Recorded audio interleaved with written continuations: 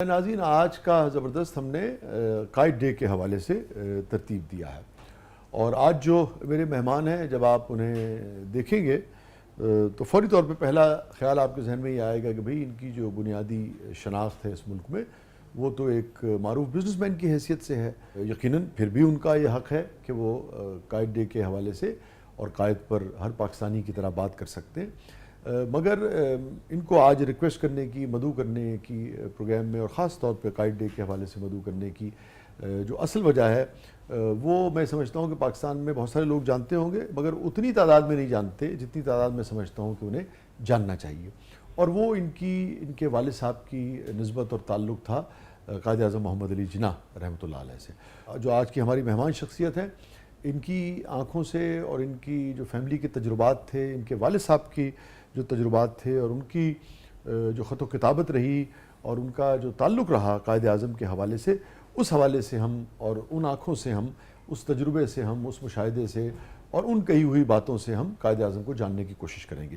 ہمارے ساتھ موجود ہیں محترم امتیاز رفیع بٹ صاحب۔ Sir welcome to the show. Thank you sir. آج سر بڑے سونے لگ، بٹ ویسے سونے ہی ہوندے نے سر۔ صحیح، تسی کٹ سونے لگ رہے ہو۔ محبت آج تو میں نے کہا فاطمہ صاحبہ بہت خوش ہو رہی ہوں گی، یہ بھی فاطمہ بٹ ہیں اور امتیاز رفیع بٹ صاحب بہت اچھے لگ رہے ہیں ماشاءاللہ۔ آپ خیر ہمیشہ ہی اچھے لگتے ہیں، تھینک یو، مگر آج تو تھینک یو ماشاءاللہ۔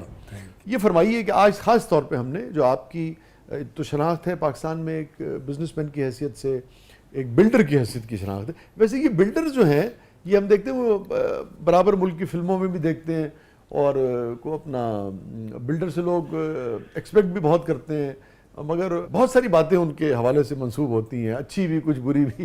میں آگے بڑھتا ہوں مگر اس حوالے سے آپ کے کانوں تک بھی پہنچتی ہوں گی، کیا سوچتے ہیں، کیا کہتے ہیں آپ؟ دیکھیں، بلڈرز کے بارے زیادہ تو بری باتیں ہی سن رہے ہیں آج کل، اور اس کا ریزن ہے کہ بلڈر پھنس جاتا ہے زمینداروں کے ساتھ لینڈ خریدنے میں بھی، گورنمنٹ کی بلیک میلنگ کے ساتھ بھی، لاز بھی اسٹرینج سے ہیں، اور پھر ڈیلیور بھی نہیں کر پاتا۔ ہاں، میں یہ تو کہہ رہا ہوں کہ وہ پھنس تو جاتا ہے، مگر جب تک اس کے پاس سب کچھ آتا نہیں ہے اس سے پہلے کیوں بیچ دیتا ہے وہ، یہ مسئلہ ہوتا ہے نا۔ وہ آپ کا سسٹم ایسا بنا ہوا ہے کہ اس پہ ڈیٹیل بات کروں گا تو سمجھ آئے گی۔ بلڈرز آر ان ٹربل اور بدنام ہوئے ہیں۔ تو اس پہ ہم دوبارہ پھر آپ سے وقت لیں گے، لیکن ویسے میں صرف اتنا ضرور جاننا چاہوں گا کہ یہ آپ بٹ میں بھی بلڈر ہوں، 45 سال سے رفیع گروپ ہے، ایک کمپلیننٹ نہیں ہے، سو دیٹ از آلسو۔ ہاں نہیں، بہت اچھی بات ہے، اور آپ کہہ رہے ہیں تو جو کمپلیننٹ درست کہہ رہے ہوں گے۔ تو میں لیکن اس سے آگے بڑھنے سے پہلے یہ ضرور کہنا چاہوں گا کہ جب کوئی چیز آپ کی کاغذی طور پہ اور قبضے کے طور پہ اختیار میں آئی نہیں ہے، اس سے پہلے ہی اس کو بیچ دینا، یہ تو اس کی تو کوئی بھی وہ نہیں ہو سکتی۔ یہ ایک طریقہ بن گیا ہوا ہے، ایک ٹریڈ کا طریقہ بن گیا ہوا ہے۔ آپ سمجھتے ہیں مناسب ہے؟ اب ریگولیٹ ہو رہا ہے، مطلب ایک حد تک مناسب بھی اور ایک حد تک خراب ہو جاتا ہے۔ آپ نے کبھی ایسا کیا ویسے؟ نو، وی ڈونٹ ڈو دیٹ۔ آپ ہمیشہ جب تک کوشش، ہماری ہر پالیسی کوشش ہے، بیکاز میں بلیو کرتا ہوں کہ کم کام کر لو بٹ ستھرا کام کرو، and that is one of the. ٹھیک، گریٹ۔ اپنا بٹ صاحب یہ فرمائیے، قائد اعظم محمد علی جناح رحمۃ اللہ علیہ، ایک تو ویسے جب ہم اپنی کتابوں میں پڑھنا شروع کرتے ہیں بچپن سے ہمیں بتایا جاتا ہے کہ بھئی بابا قوم ہے، پھر اس کے بعد ہم کتابوں سے ہٹ کے جو ہسٹری ہے، تاریخ، سٹینلے والپٹ ہے، دیگر لوگ ہیں، ان کو پڑھنا شروع کرتے ہیں، اور پھر ہر طرح کی چیزیں جب ہم پڑھنا شروع کرتے ہیں تو ہمارا تعارف ان سے پھر روز بروز بڑھتا چلا جاتا ہے نا۔ آپ کا پہلا تعارف قائد اعظم محمد علی جناح سے کیا تھا؟ دیکھیں شاہ جی، میرا تو اس معاملے میں انتہا کا سینسٹیو سچویشن رہی لائف میں۔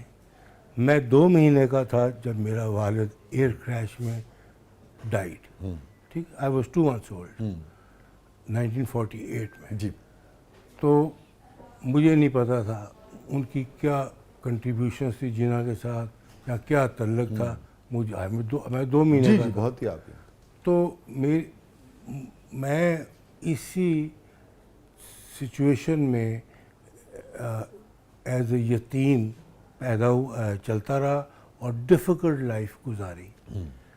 والدہ بتاتی رہی جب میں 12 14 15 سال کا تھا کہ میرے والد کا اور قائد اعظم کا غربت تھی اور بہت تعلق تھا Correspondence ہوتی تھی اور US. ریلیشن شپ تھا. تو وہ بتاتی رہی, جب وہ بتا رہی تھی آئی واز ٹین ایجر, مجھے سمجھ بات کی نہیں آئی, نہ میں نے اس کی اہمیت دیکھی. جب میں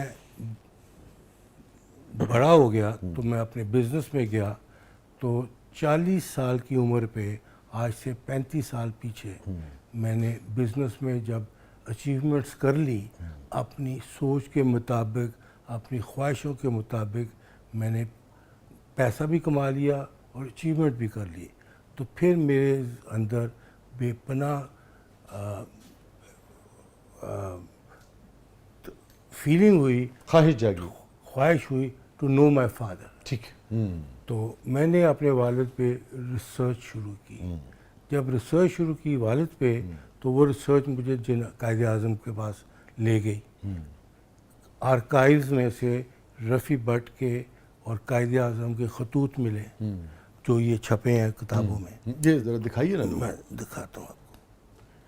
تو یہ کتاب چھپی ایٹ قائد سروس. جی ہاں. سید رضی واسطی نے یہ لکھی, جو کولمبیا یونیورسٹی نیو یارک کا ہسٹری کا پروفیسر تھا. آئی وی لیگ ہے نا وہ. آئی پی ٹی. اس نے یہ کتاب لکھی. تو یہ اپنے والد کی ریسرچ کے کرتے کرتے میں قائد اعظم کی ریسرچ میں گھس گیا. اور اس میں کتنے خطوط ہیں آپ کے اور قائد اس میں والد کے؟ کوئی 28 خط ملے بٹوین رفیع بٹ اینڈ قائد, اور سارے تو ملے نہیں, بیکاز جو اویلیبل تھے وہی تھے. اور وہ ان کو مطلب وہ بتاتے ہیں کتنا ڈیپ ریلیشن شپ تھا. سو پھر میں نے جنا کو سمجھا, پھر پاکستان موومنٹ کو سمجھا کہ پاکستان بنا کیسے. تو یہ بات ہے 35 سال پرانی.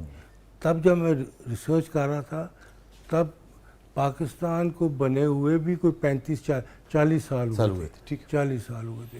اس وقت پاکستان میں لوگ زندہ تھے جو قائد اعظم کے ساتھ تھے اور جنہوں نے پاکستان موومنٹ میں کام کیا, جیسا ممتاز دولتانہ, سردار شوکت حیات, کئی اور لیڈرز تھے جن کو میں نے ملا, ان کے انٹرویوز لیے, ان سے فردر گائیڈنس لی. تو بٹ صاحب, ایک تو ہم قائد کو جانتے ہیں کتابوں کے ذریعے, ریسرچ کے ذریعے, اور ایک یہ جو فرسٹ ہینڈ نالج ہے, لوگوں کی جو ملاقات, بڑے بڑے لوگوں بڑا فرق کی ملاقاتوں کا جو تاثر, بڑا فرق ہے. کتابوں میں آپ قائد کو جو جانتے ہیں نا, وہ قائد وہ نہیں ہے. مجید نظامی مرحوم جب تک زندہ تھے, انہوں نے قائد اعظم کا اور علامہ اقبال کا جھنڈا اٹھایا ہوا تھا. انہوں نے پوری اپنی زندگی ایکچولی ڈیووٹ کر دی تھی قائد اعظم اور علامہ اقبال پہ کو پروموٹ کرتے ہوئے. اچھا, اس کراؤڈ میں جب میں جاتا تھا تو قائد اعظم کی جب بات کرتے تھے یہ بزرگ لوگ, شاہ جی رو پڑتے تھے. آئی مین آنسو رکتے نہیں تھے ان کے جب یہ قائد اعظم کی بات کرتے تھے کہ کیا قائد اعظم تھا اور کیا پاکستان کی سوچ تھی اور ہمارا خواب تھا, اور آج پاکستان کیا ہوا ہے. اس ڈائریکشن میں ہی نہیں ہے.